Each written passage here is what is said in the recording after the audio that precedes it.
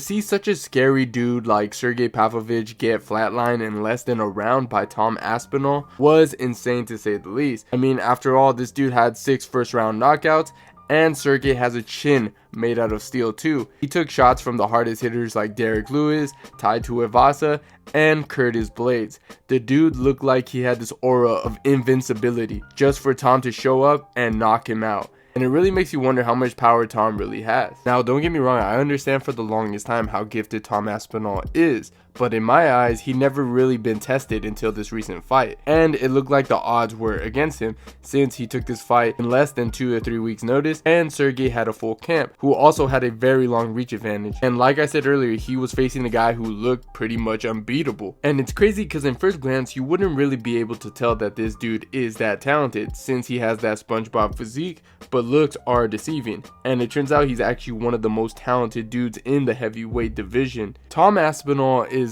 special. He's a 260-pound heavyweight who moves like a welterweight. He can box, he can kick, he can grapple, he can submit you. The dude is a beast, and I can say this with no hesitation. He beats every single active heavyweight in the top 10. He isn't like these previous heavyweights that are all bulky and slow. He's literally built different. Tom would run through Surreal Gane.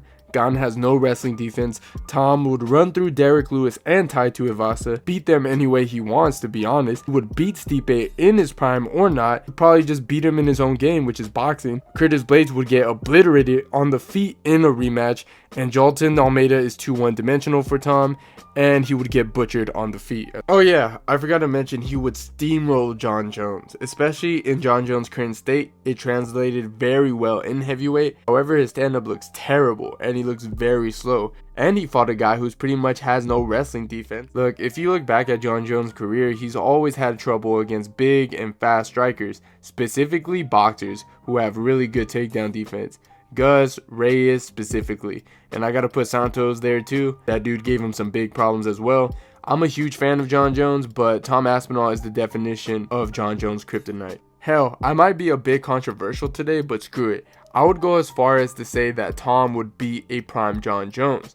Jon Jones in his prime was great, and he still is a great fighter, but at the end of the day, he was in light heavyweight, and he was never really a guy that was known for knocking everyone out, or being that exceptional with his hands. Obviously, in his youth, Jon was great with his kicks to all level of the body, and his grappling was great. Jon has never really been known as a shooter for takedowns unless he has his opponent against the fence. He likes to trip and throw out of the clinch with his Greco-Roman background. It didn't work so well against Gus and Reyes, who can keep him at range and maintain a good base against the fence, so Jon couldn't take him down. I think if Jon clinches with Tom Aspinall, if he could get inside without getting knocked out, Tom would be too strong for Jones and manhandle him. But hey, sadly, and obviously we'll never get to see this matchup since Jon Jones doesn't really want to fight any of the new breed of heavyweights, which I don't really blame him. Why would you risk your legacy at this point? That's why he picked Stipe, so he can add another big name in his list and just makes his legacy a bit better and just ride off the sunset. Now, going back to Tom Aspinall, I honestly think just give him a few years and I think Tom Aspinall is going to break the record for the most heavyweight title defenses, which is 4 by the way, and I honestly think he's going to probably have up to 6 or to 8 title defenses. This guy is as real as it gets, and at first I didn't believe in it,